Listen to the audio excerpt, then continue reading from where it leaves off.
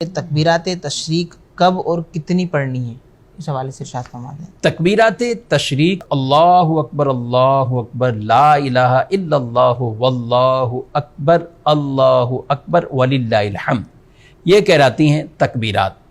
اور تکبیرات تشریق یہ 9 ذوالحجہ کی فجر کی نماز سے شروع ہوتی ہیں اور 13 ذوالحجہ کی عصر کی نماز تک۔ ہر وہ نماز جو جماعت مستحبہ کے ساتھ مسجد میں ادا کی گئی ہو، یعنی جو جماعت مستحبہ اس کی جماعت اولیٰ یہ جو ادا کی گئی ہے، تو اس اب امام پر بھی اور جو پیچھے شامل ہیں ان پر کم از کم ایک بار نماز کے بعد یہ تکبیر کہنا یہ واجب ہے۔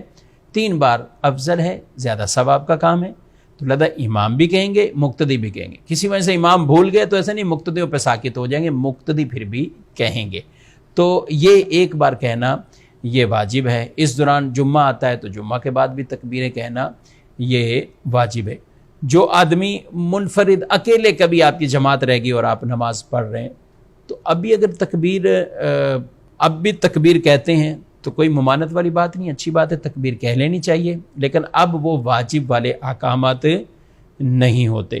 تو وہ جماعت جو جماعت مستحبہ کے ساتھ مسجد میں ادا کر رہے ہیں، اس جماعت کے بعد ایک مرتبہ کہنا واجب، 3 بار کہنا یہ افضل۔ اور 9 ذوالحجہ کی فجر سے لے کر 13 ذوالحجہ کی عصر کی نماز، یعنی کل 23 نمازیں ہیں کہ جن کے بعد یہ تکبیرات کہی جاتی ہیں۔